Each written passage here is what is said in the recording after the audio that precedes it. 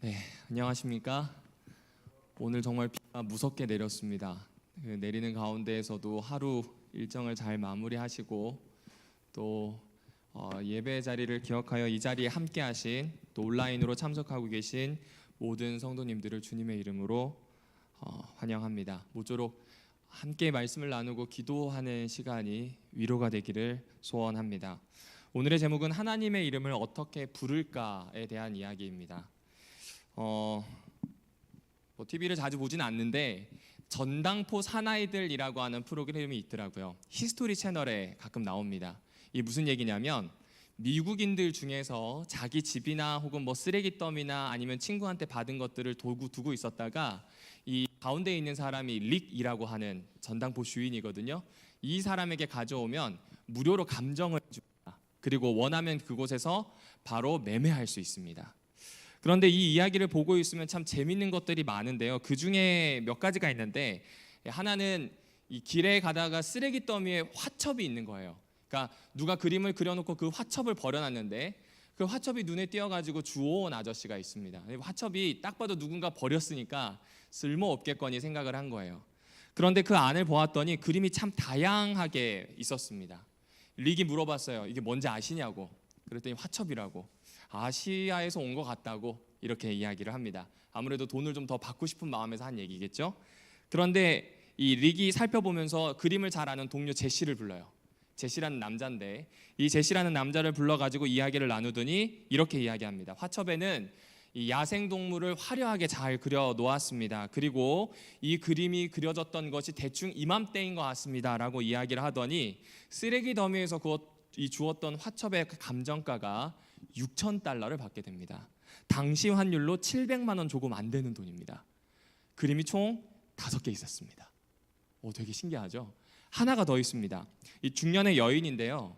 집에 잘 모셔두었던 빨간 꽃병을 가져왔어요. 이 모셔둘 수밖에 없었던 게 그의 어머니의 가족들, 외가 친척들에게서 받았어요. 근데 이 꽃병을 아무리 쓰려고 해도 쓸 수가 없는 거예요. 남자아이만 내신 집입니다. 그러니까 이것을 집에 있는 북박이장에다가 잘 넣어두었다가 이거 이대로 두면 안 되겠다 싶어서 30년 만에 꺼내서 가지고 왔습니다. 많이 받아야 한 3만 원 받겠거니 생각을 했어요. 그런데 한참 보던 릭이 이거 보이시냐고 이야기를 합니다. 이 꽃병의 유리가 그냥 유리가 아니라 티파니 유리라고 이야기를 해줍니다. 그러면서 그 자리에서 이 꽃병은 수집가들이 너무나 많이 찾는 겁니다. 25,000달러입니다 라고 얘기를 해줬어요. 25,000달러면 당시 환율로 3,100만 원입니다. 또 다른 사람이 있습니다. 또 다른 사람은 남자입니다.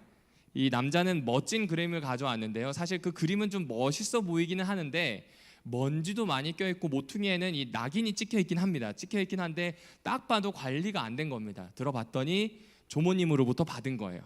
그리고 자기는 그림에 대해 잘 모르기 때문에 여기 뒀다가 어느 날 이사를 왔는데 하필이면 릭의 전당포가 자기 옆집에 있었던 겁니다. 그래서 이제 가지고 왔어요. 한참을 보았어요. 한참을 보더니 감정가가 나옵니다. 무려 75,000달러, 약 1억에 가까운 돈입니다. 집에 가지고 있었던 물건이 전당포에 가서 혹은 누군가에게 감정인에 맡겼을 때 이 정도 나온다. 기분이 좋을까요? 안 좋을까요? 한번 여쭤보겠습니다. 집에 그렇게 가치 있는 물건이 있으실까요? 최근에 산 물건들 한번 생각해 볼게요. 감가상각에 따라서 값이 많이 떨어졌을까요? 가치가 있을까요?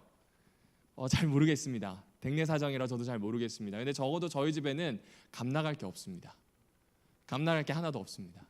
그러니까 우리가 이런 이야기를 듣게 되면 내가 가지고 있는 것들 중에 소중한 것이 있을까라는 생각을 해봅니다. 아마 성경이 그렇지 않은가 싶어요. 삶이라고 하는 쾌쾌한 환경 안에서 우리가 가지고 있는 성경이 묻혀 있을 때가 꽤 있어요. 분명히 진귀하거든요. 이거 알았기 때문에 침례받고 교인 됐습니다. 그런데 이것이 그 환경에 오래 있다 보니 너무 익숙하다 보니 때로는 너무 오랫동안 펼쳐지지 않다 보니 그 가치를 잊혀지게 되는 그런 경우들이 있는 것 같습니다. 그래서 저는 오늘 저녁 방금 얘기했던 이 전당포에 맡길 수 있는 그런 보물들이 아니라 또 다른 이야기를 좀 해보려고 합니다.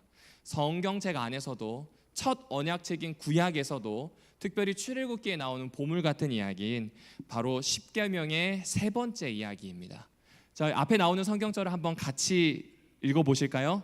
시작. 너는 내 하나님 여호와의 이름을 망령되게 부르지 말라.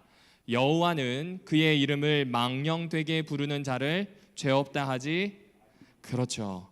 이거 너무나 잘 알고 계시는 겁니다. 그리고 이것이 거짓 맹세를 하지 말라는, 그리고 여호와의 이름을 함부로 이야기하지 말라는 것으로 이어지게 됩니다. 제가 어렸을 때 온화한 아버지에게 엄청 혼날 때가 있었는데, 그때가 언제였냐면 졸려서 베고 잤던 책이 하필이면 성경이었습니다. 그럼 아버지한테 엄청 혼났던 기억이 납니다. 제가 보기에는 책이었는데 아버지는 아니래요. 지금 생각해보면 아버지랑 저의 생각이 달랐던 게 저는 잘 몰랐기 때문에 그랬던 것 같습니다. 그리고 그만큼 또 중요한 게 있습니다. 아버지가 가장 싫어하는 게 무엇인지 봤더니 이름을 함부로 부르는 걸 좋아하지 않으세요. 저희 아버지가 전라도 분이시거든요. 그래서 바로 옆집에 살고 있었던 이 친구분이 있는데 아버지랑 같이 나이가 같고 또 전라도 출신이세요. 그러니까 바로 나오는 말이 어이 자네, 이 얘기가 나와요. 상대 이름을 부르기 민망하니까 이 전라도 사람들의 특징이 그냥 자네라고 부르는 거거든요. 근데 경상도에서는 자네는 낮잡아 부르는 표현으로 많이 씁니다. 그러니까 경상도 출신인 저희 어머니는 왜 옆집 아저씨를 그렇게 얘기하냐고 이야기하는 거죠. 아버지는 그게 아니라고, 민망해서 이렇게 하는 표현이라고 이야기합니다. 이름이 그만큼 중요할까요? 중요하지 않을까요? 중요합니다. 구약 시대에서도 보시면 이름 매우 중요합니다. 왜냐하면 그 이름이 본질을 드러냅니다. 이삭, 웃음이란 뜻입니다. 사라가 수태고지를 받게 되었을 때 웃었어요. 그래서 지어진 이름이에요. 사무엘입니다. 한나가 꽤 오랫동안 기도했습니다. 그래서 생긴 아들이에요. 여호와께서 나의 기도를 들어주셨다는 뜻이 사무엘 안에 들어 있습니다. 그래서인지 이 부모들은 자녀의 이름을 지었고, 그 자녀의 이름이 성경에 적히게 되면 우리는 그 부모가 가지고 있었던 믿음, 그리고 그 부모가 가지고 있었던 신앙에 대한 이야기들을 구약에서 찾아볼 수 있습니다. 심지어 하나님께서도 이름을 중요하게 생각하셨던 것 같아요. 아브람을 아브라함으로 바꾸셨어요. 사레를 사라로 바꾸셨습니다. 야곱을 이스라엘로 바꾸셨습니다. 그러니까 그 이름 바꾸는 걸 통해서 본질이 바뀌어짐을 알려주게 됩니다. 자, 그런데 문제가 있습니다. 우리 문화권에서, 지금 현재 살아가고 있는 우리 문화권에서 이름이 중요한가요? 중요한 것 같아요. 그런데 최근에 순 우리말 이름이 많이 늘었습니다. 미리네, 최미리네, 은하수란 뜻이죠. 잘 모르겠습니다. 그리고 또 성경을 따라하는 이름도 최근에 많아졌습니다. 뭐 김사무엘부터 시작해서 조한나, 안나라든지 이런 이름들도 많이 나오게 됐습니다. 아마 옛날 어른들이 들으셨다가는 펄쩍 뛰었을 겁니다. 정성을 들여서 장명을 하여 세 글자로 지어야 될 이름을 왜 그렇게 장난스럽게 짓냐라고 할지도 모르겠습니다. 그러니까 아무래도 그 당시보다는 이름을 짓는 데에 대한 부담이 좀 자유로워진 것 같습니다. 사실 우리뿐만 아니라 서양도 생각해보면 그런 것 같아요. 서양도 보면 이름 같은 사람이 되게 많습니다. 2010년쯤으로 기억합니다. 이 통계 자료를 보니까 한 2010년 그쯤인데 미국에서 가장 많이 사용한 여성의 이름, 그러니까 아이가 태어났을 때 여성에게 준 이름 1위가 엠마입니다. 엠마. 들으니까 영어라서 좀 좋아 보이긴 합니다. 뜻은 일반적인, 보편적인 것이란 뜻입니다. 혹시 댁내에 계신 자녀를 보편적인 아이라고 이름을 짓고 싶으신가요? 아니요. 3위가 뭐였냐면 메디슨입니다. 메디슨. 여자 이름 중에 메디슨이 참 많거든요. 그런데 메디슨 이름의 제가 뜻을 좀 찾아보다가 깜짝 놀랐어요. 라틴어에서 왔는데 힘 좋은 무사의 아들입니다. 여자한테 쓸 수 있는 이름이에요? 아니에요. 아니에요. 만약 이름을 정확히 알고 그 이름에 의미를 부여했다면 사용하지 않았을 겁니다. 제가 알고 있는 여 동기 중에 하나가 메디슨이라고 하는 이름을 쓰는데 이미지가 좀 부합하는 것 같습니다. 그러니까 우리가 가지고 있는 이름에 대해서 아마 과거만큼은 중요하지 않지만 그래도 여전히 이름에 대해서 무게감을 느끼는 것 같습니다. 얼마 전 페이스북에서 영국에 있는 한 남자가 자기가 이 올린 글에다가 좋아요, 따봉이라고 하는 표시를 50만 개 주면 이제 태어난 남자아이의 이름을 배트맨으로 짓겠다고 합니다. 그러니까 그만큼 이름에 대해서 생각하는 게 많이 자유로워졌구나 생각하는데 댓글을 보니까 웬만한 댓글이 엄마는 뭐 하고 있지? 이 댓글이었어요. 왜 이렇게 아이 이름을 장난스럽게 짓지? 영어로 된 댓글이 이렇게 쭉 달리더라고요. 여하튼 아무리 이름 짓는 게 자유로워지고 또 이름에 대해서 큰 의미를 부여하지 않는다 해도 여전히 사람들에게 이름이 가지는 무게감은 꽤 있다라고 볼 수 있는 겁니다. 어쩌면 그런 의미에서 하나님의 이름을 십계명의 세 번째에 넣었는지도 모르겠다는 생각이 듭니다. 그런데 십계명의 이 세 번째에 들어있는 이름의 뜻을 그냥 제 마음대로 한번 의역을 해봤거든요. 나 여호와의 이름은 중요한 거예요. 보물이나 다름없다는 거예요. 함부로 다루어서는 안 된다는 이야기를 합니다. 그런데 여러분 놀라지 마십시오. 하나님의 이름에 대한 이야기가 시작되는 곳이 출애굽기 3장이거든요. 이스라엘 민족에게 처음 알려주는 게 이 모세를 통해서 알려주는 것으로 시작합니다. 그런데 여기 잘 보시면 하나님의 이름이 있습니까? 없습니까? 없어요. 다시요. 여호와라고 알려주라고 했는데 여호와라고 하는 뜻이 뭐냐면 나는 스스로 있다는 뜻입니다. 이거 이름이에요? 아니에요? 아닙니다. 이름이 아니죠. 이건 상태에 대한 표현인 거예요. 그러니까 여호와 하나님에 대해서 이때 알려주기는 했습니다.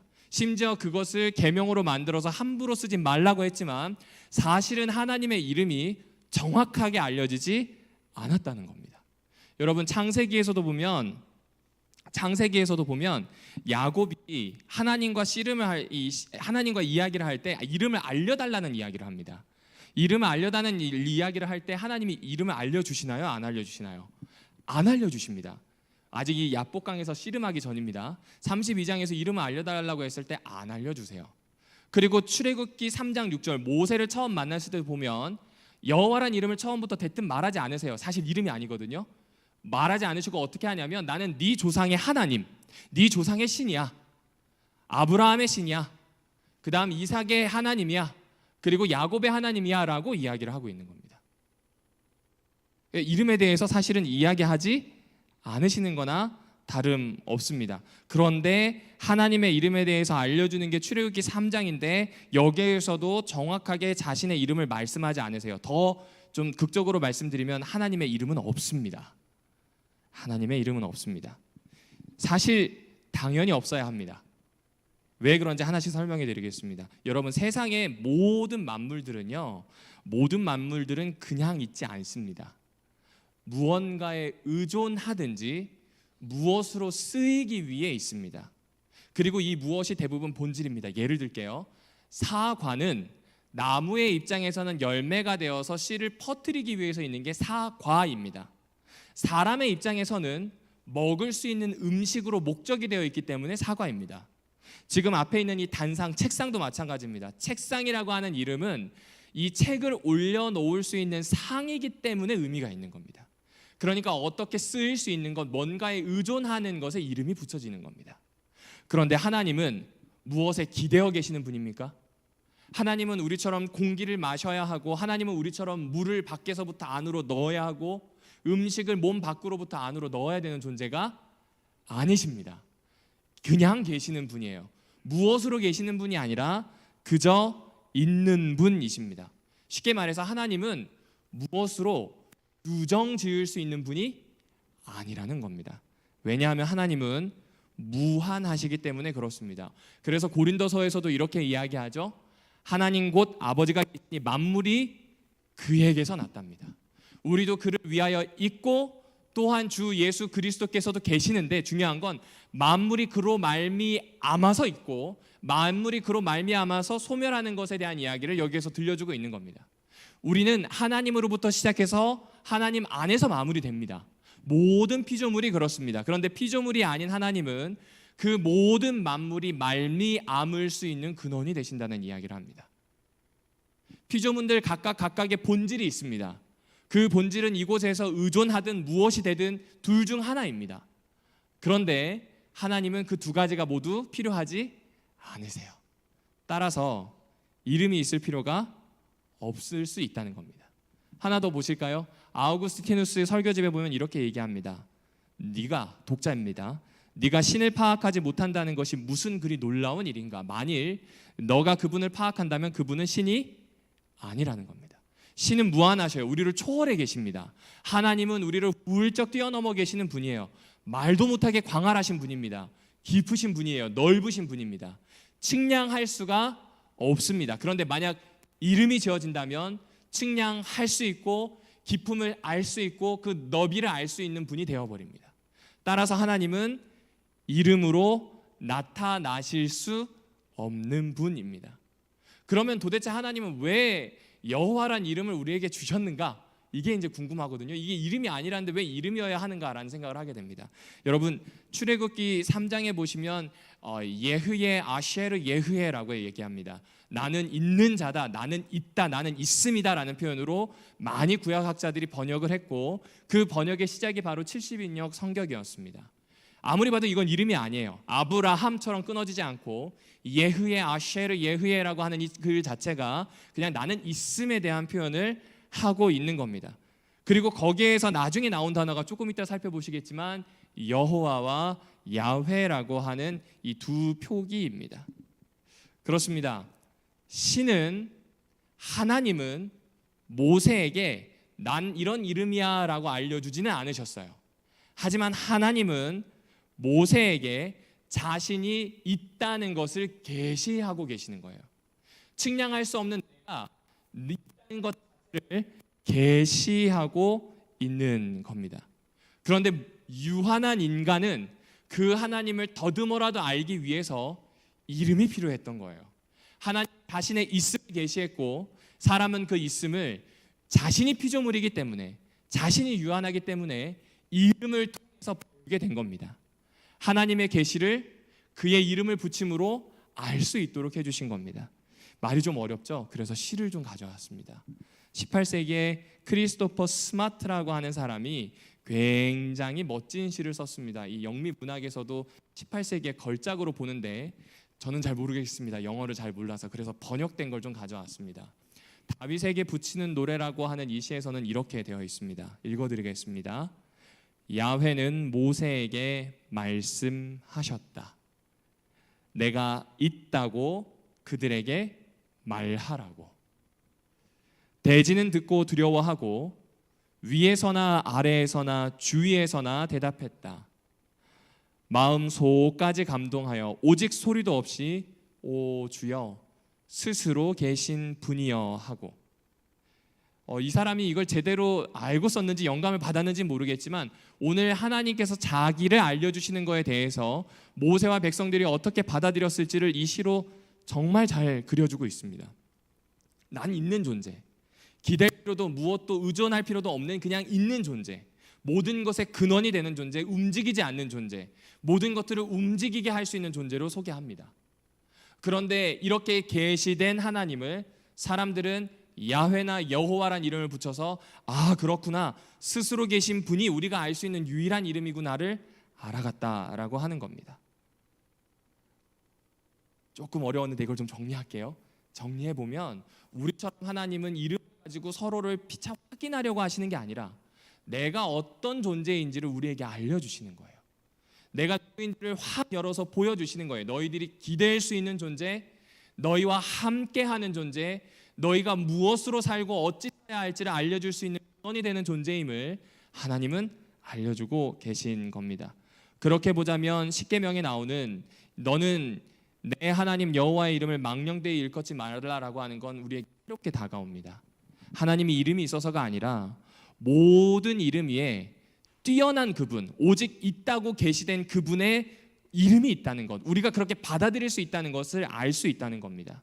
부를 수 있는 만물들의 이름 그 위에 계시는 분이 있다는 겁니다. 모든 명칭이나 모든 존귀한 것들, 매겨진 가치들의 이름 그 위에 계시는 하나님이 계시다는 걸 이야기합니다. 이걸 지존이라고 표현을 하더라고요. 이름이 없는 하나님이시기 때문에 지존하신 겁니다.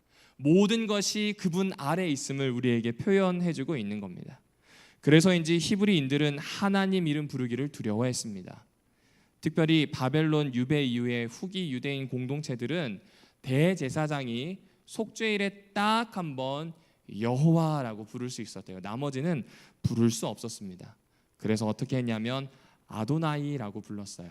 아도나이는 야훼를 대신하는 표현으로 주님이라는 뜻으로 많이 해석이 됩니다. 그리고 이것마저 송구스러워서 이름을 뜻하는 쉔을 넣습니다. 그리고 아도나이 자체에서 앞에 어간인 아도를 넣어서 아도쉔, 그 뜻은 나의 주님의 이름이라는 뜻이에요. 하나님의 이름을 부르기 너무 민망한 거예요. 두려운 거예요. 그렇게 했습니다. 그리고 이들은 자신이 가지고 있는 네 개의 철자 YHWH라고 하는 야훼를 뜻하는데 이 네 개의 자음에다가 아도나이에 있는 모음들을 넣어서 여호와흐라고 부르기 시작했습니다. 이것이 1518년 교황 레오 10세가 있는데, 이 레오 10세 역시도 누군가에게 고해 성사를 해야 되잖아요. 이 고해 성사를 받아주었던 신부 이 페트루스 갈라티노라고 하는 이 사람이 라틴어식으로 예호바라고 부르기 시작합니다. 그리고 이것이 굳어지게 됩니다. 그리고 이것이 J를 R로 발음할 수 없는 영어와 만나면서 제호바가 되게 되고요, 한글식으로는 여호와가 되게 됩니다. 그러니까 한마디로 말씀드리면 이 이름 자체는 이름 없지만 우리를 초월해서 우리 모든 이름 위에 계셔서 제대로 이름을 알 수도 없고 전혀 어느 정도 측량할 수 없는 그 하나님을 부르기 위해 사람들이 몇 천 년 동안 부르지 못했던 그 이름을 다시 한번 명명하면서 하나님을 알게 되었다. 이것이 역사에서 드러나는 일입니다. 그러니까 하나님의 이름은 그만큼 귀중한 거예요, 귀중하지 않은 거예요? 귀중한 겁니다. 그렇다면 그 이름이 우리가 아니라 그 당시 사람들에게 아도나이라고 불렸고 야훼라고 하는 이름을 함부로 부르지 못해서 아도셴이라고 불렀던 그 당시 성경시대의 사람들에게는 무엇을 뜻하는 거였을까요? 여러분, 성경시대에는요, 범죄 수사 기술이 발달하지 않았다고 합니다. 그때는 무엇이 필요했냐면 단정적인 맹세가 필요했다고 합니다. 하나님의 이름을 부르지 못한 세월이 꽤 깁니다. 그런데 이들이 한 가지를 했어요. 그것은 무엇이었냐면 하나님의 이름으로 맹세는 했습니다. 이 맹세가 굉장히 중대한 역할을 수행했습니다. 재판을 할 때 서로의 진술이 달라요. 그러면 맹세에 의해서 판결이 됩니다. 특별히 여호와의 이름을 걸고 하는 맹세가 있으면 모두가 다 그 판결을 받아들일 수 있었다라고 합니다. 그러니까 법률제도 자체가 맹세에 완전히 의존되어 있던 때였습니다. 인간의 한계가 느껴지고 아무리 생각해도 진실을 파헤칠 수 없으면 여호와의 이름으로 맹세하고 판결하고 그 앞에서 나오는 진술을 최종 진술로 확인하여서 마무리하였습니다. 그 당시 자기의 부모 이름이나 하나님의 이름을 일컬어서 맹세하는 행위는 신앙적인 선언이기도 했습니다. 그리고 동시에 이러한 맹세는 아까 말씀드렸던 것처럼 법이 될 수 있었기 때문에 사회적으로도 실질적인 힘을 가졌습니다. 그러니까 이 맹세가 중요할까요? 중요하지 않을까요? 중요합니다. 희한하죠? 하나님의 이름을 함부로 부르지 못하지만 그분의 이름을 가지고 맹세하였고 그 맹세한 것으로 고대 사회를 이끌어 왔습니다. 그런데 세월이 흐르면서 부작용이 생겼어요. 점점 여호와의 이름의 신성성과 여호와의 이름이 얼마나 높은지 그 지존성을 잊게 됩니다. 망령되게, 의미 없게, 무가치하게 이야기하기 시작해요. 세월이 흐르면서 마술, 저주, 신성모독, 거짓 예언, 거짓말을 할 때에도 혹은 서원을 할 때도 거짓 서원을 할 때에도 여호와의 이름을 악용하게 됩니다. 얼마나 여호와의 이름이 가벼웠는지 혹은 얼마나 예수 그리스도의 이름이 가벼워질 수 있는지를 우리는 신약 성경에 등장하는 스게와의 7 아들을 통해서 확인할 수 있습니다. 스게와라고 하는 제사장 아래 7 아들이 있었고요. 이 7 아들이 가만히 보니 바울이 예수의 이름으로 능력을 베푸는 걸 봅니다. 그 초기교회가 흥황하는 것을 보고 자기들도 그걸 따라하고 싶었어요. 그래서 귀신 들린 사람에게 예수님의 이름을 가지고 내쫓는데 귀신이 이렇게 대답하죠. 난 예수도 알고 예수의 이름을 바울도 아는데 너는 도대체 누군지 모르겠다라고 하면서 아들들의 옷을 찢고 때리고 괴롭혀서 쫓아내는 장면이 나오게 됩니다. 그러니까 여호와의 이름을 정말 헛되이 사용하지 않고 잘 사용했으면 좋은데 이후에 계속 부작용들이 생기게 되었다라고 하는 겁니다. 그런 의미에서 사람들은 이 셋째 계명과 8째 계명, 하나님의 함부로 부르지 말라는 것, 거짓 증거하지 말라는 이야기를 중시하게 되었는지도 모르겠습니다. 그런데요, 성경에서 보니까 이 3번째 계명에 나오는 여호와의 이름을 망령되게 부르지 말라라고 하는 이야기와 똑같은 이야기가 시편에 한 번 더 등장합니다. 더 정확히 말씀드리면 이 부르다라고 하는 이 동사가 딱 2번 나오거든요. 구약 성경에서 출애굽기 20장과 시편 16장 딱 이 2곳에만 나옵니다. 이름을 입에 올리다란 뜻입니다. 너는 함부로 여호와의 이름을 입에 올리지 말라라고 하는 뜻입니다. 그런데 시편을 펼쳐서 보시면 그런 내용이 있습니다. 다른 신들에게 희생 제사를 바치는 것을 금하는 내용이 나옵니다. 그 다음에 나오는 내용이 뭐냐면 지금 시편 16편 4절입니다. 같이 읽어보실까요? 내 입술로 그 이름도 부르지 아니하리로다. 이건 여호와의 이름을 부르지 않는 게 아니에요. 누구의 이름을 부르지 않는 거예요? 이방신의 이름을, 이방신에게 제사도 드리지 않지만 이방신의 이름을 부르지 않겠다라고 하는 겁니다. 다른 신들의 이름을 입에 올리는 것조차 배교 행위로 여겼음을 여기에서 확인할 수 있습니다. 그럼에도 불구하고 당시 히브리 사람들은 이방신의 이름은 부르지 않지만 누구의 이름은 불러서요? 여호와의 이름은 불러서 맹세하게 됐습니다. 함부로 남의 신의 이름을 올리지 않지만 여호와의 이름을 불러서 맹세하는 것만 허락된 시대를 살았다는 겁니다. 거짓 맹세를 막기 위한 어쩌면 하나님의 고육책이었는지도 모르겠습니다. 이게 좀 이해가 안 돼서 조금 더 찾아보게 되었습니다. 칼뱅이한 십계명 설교에 봤더니 이런 내용이 있었어요. 선지자 예레미야는 백성을 끌고 나아가야 할 책임자들은 그 백성에게 오직 하나님의 이름으로 하지 않는 맹세는 모두 배격해야 된다고 예레미야 12장과 예레미야 5장에 가르쳤다는 걸 인용하고 있습니다. 그러니까 하나님의 이름으로 하지 않는 모든 맹세는 없어야 하는 겁니다. 그 외에 어떤 형태의 맹세도 받아들여서는 안 된다는 겁니다. 부를 수 있는 이름이 이방신의 이름으로 하는 모든 맹세는 금지되어야 한다는 겁니다. 오히려 부를 수 있는 이방신들의 이름이 아니라 이름 없는 우리 하나님, 이름을 매길 수 없을 만큼 지존하신 하나님으로 맹세하는 것은, 그 이름을 부르는 것은 가능하게 했다는 겁니다. 이유가 뭘까 해서 찾아보게 되었습니다. 그런데 칼빈이 이렇게 요약을 해놨더라고요. 우리는 맹세라는 말이 무엇을 뜻하는지 말하지 않으면 안 된다. 그것은 우리가 말의 진실성을 확증하기 위하여 하나님을 증인으로 부르는 것을 의미한다. 잘 생각해 보시면 단정적인 맹세를 할 때 사람들은 문제를 해결하기 위하여 여호와의 이름으로 맹세를 했습니다. 이 말은 무엇이냐면 양쪽이 단절될 수밖에 없는 상황일 때 여호와의 이름으로 의사소통을 할 수 있는 길을 열었다는 겁니다. 서로의 견해가 다를 때, 심지어 어느 한 사람이 거짓말을 하여서 더 이상 소통할 수 없게 되었을 때 하나님은 자신의 이름을 우리에게 빌려주시는 거예요. 가치를 매길 수도 없고 이름을 부를 수도 없을 만큼 그 거대하신 분을 나타낼 수 있는 유일한 그 한 가지를 우리에게 사용하도록 허락해 주시는 겁니다.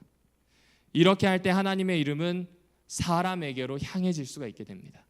이렇게 할 때 사람들은 하나님의 이름을 인식할 수 있습니다. 하나님의 이름을 이렇게 이용 가능하다라고 생각할 때 하나님 한 측면인 하나님의 선하심과 하나님의 은혜로움을 알게 돼요. 왜요? 그 하나님의 이름이 걸리게 되면서 상대와의 문제가 해결됩니다. 그 하나님의 이름으로 맹세가 이루어지게 되면서 상대와의 큰 문제에서 해결할 수 있는 지점들을 찾아낼 수 있었습니다.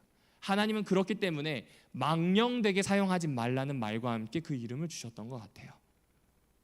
벤자민 팔리는 이렇게 이야기합니다.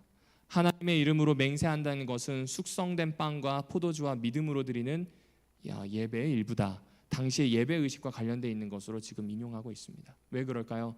하나님의 이름이 이곳에 함께하여서 하나님의 이름 때문에 소통하고 하나님 이름 때문에 장벽이 무너지고 해결되었기 때문에 그렇습니다.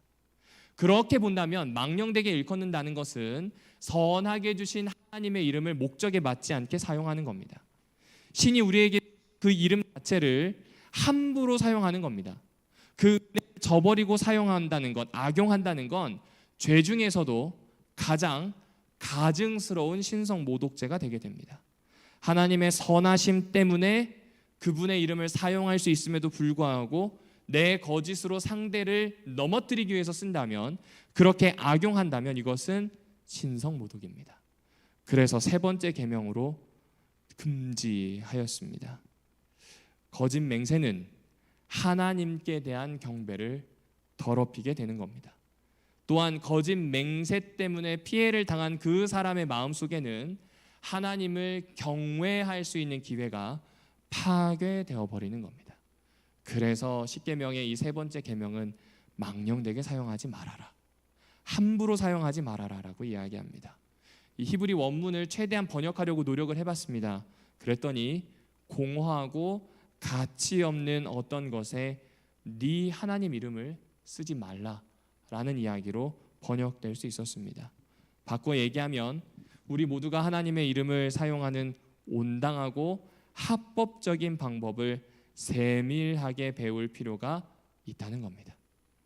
의미 없이 사용하는 것이 아니라 온당하고 합법적으로 말입니다. 계명은 부정형입니다. 하지만 이 부정형을 넘어서 긍정적으로 사용해야 할 것을 생각해야 하는 겁니다. 여러분, 금지를 나타내는 부정문은요, 마땅히 해야 되는 것을 구체적으로 알려주진 않습니다. 제가 만약 앉아 계신 우리 황경숙 사모님께 우체국을 어떻게 찾아가야 된다고 물었는데 사모님께서 저에게 대답해 주시는 말씀이 우체국을 가려면 이 길은 아니지, 이 한마디라고 한다면 우체국을 갈 수 있을까요? 갈 수 없죠. 부정형은 이것이 아니라는 건 알려줍니다. 하지만 길을 찾으려면 이것을 긍정형으로 좀 바꿔야 할 것 같습니다. 다시 말씀드리지만 여호와 하나님의 이름을 합당하게 부르는 일이 필요합니다. 정확하게 맹세할 수 있는 곳에 맹세하는 그 과거의 이야기가 오늘 우리에게 어떤 방식으로든지 재해석될 필요가 있다는 겁니다. 여러분, 그 재해석이 어디에 나오냐면요, 산상수훈에 나오고 있습니다. 산상수훈에 보면 살인하지 말라고 너희가 들었으나 라고 이야기하면서 반대되는 이야기를 하십니다. 형제와 화목하는 것을 먼저 하는 것이 살인하지는 않는 것처럼 중요하다고 이야기합니다. 그리고 그 다음에 나오는 이야기가 바로 마태복음 5장 33절 37절인데요. 옛사람의 말한 바 헛된 맹세를 하지 말고 맹세한 것은 주께 지키라 하였다는 것을 너희가 들었으나 나는 너희에게 이르노니 도무지 맹세하지 말라는 이야기가 나옵니다. 그러면서 나오는 이야기가 맞으면 예, 아니면 아니오라고 대답을 하라는 이야기를 하고 있습니다. 왜 이런 이야기를 했을까요? 이 이야기에 대해서 이 양 목사님, 양의익이라고 하는 목사님이 계시거든요. 이 목사님이 뭐라고 이렇게 써놨냐면요, 맹세한다는 것 자체가 신뢰를 바닥으로 끌어내리는 행동이다라는 표현을 했습니다. 잘 생각해 보시면 정말 내 말에 무게가 있다면 말입니다. 정말 내 말이 진실하고 믿을만 맹세가 할까요? 맹세가 필요하지 않습니다. 이미 맹세를 하는 것 자체가 어떤 의미에서는 진실하지 못하다는 것을 인정하는 행동일 수도 있는 겁니다. 그래서 예수님은 이 맹세에 대한 것, 여호와의 이름을 사용하는 것에 대한 모든 규정을 넘어서는 이야기를 하고 계시는 겁니다. 예, 아니요, 이것만으로도 충분하다는 겁니다. 사실 동사를 보게 되면 이것만으로 충분해지도록 하라는 이야기입니다. 이것으로 충분하도록 되려면 간단히 말해서 한마디로도 신뢰를 얻을 수 있는 사람이 되라는 이야기입니다. 내가 그렇게 말을 사용해야 하는 겁니다. 내가 그리스도인이라고 하는 이름을 달고 그리스도인의 이름으로 맹세하고 싶은, 혹은 그리스도인이라는 그 이름의 위력을 드러내고 싶은 그때 그 말이 먹힐 수 있도록 준비하라는 이야기가 되는 겁니다. 예수님은 율법이나 선지자를 폐하러 온 줄로 생각하지 말라고 하셨습니다. 완성하러 오셨다고 했어요. 금지되어 있는 것들을 금지하는 것에 멈추는 것이 아니라 긍정형으로 바꾸어서 삶을 살아내고 하나님과 더 돈독해지는 것이 그분의 목적입니다. 단순히 망령되지 않는다, 맹세하지 않는다, 이런 의미가 아니라는 거죠. 이것을 금지하는 것이 아니라 온당하게 우리의 말과 하나님의 이름을 내 입과 삶에 발하기를 바라시는 겁니다. 전당포를 다녀간 사람들 후반부 이야기입니다. 이 사람들이 처음에 왔을 때는 물건을 이렇게 툭 던져요. 가치를 모르니까요. 돌아갈 때 어떻게 할까요? 이게 6,000달러고요, 25,000달러고요, 75,000달러입니다. 어떻게 할까요? 소중히 안고 갑니다. 땅에 내려놓지도 않아요. 카메라가 쫓아가는데요, 분명히 트렁크에서 내렸거든요. 조수석에 실립니다. 여러분에게 있어서 여호와의 이름은 어떠하십니까? 트렁크에 있는 이름인가요? 조수석에 있는 이름인가요? 여러분에게 있어서 여호와의 이름은 어디에서 사용하기를 원하십니까? 어디에 사용하는 것이, 어디 그분의 이름을 쫓아서 말하는 것이 온당하고 합당하게 사용하는 것이겠습니까? 말을 하고 있는 저도 사실은 말을 잘 못합니다.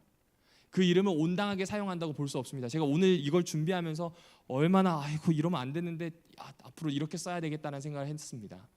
말이 얼마나 중요한지를 생각하게 되었습니다.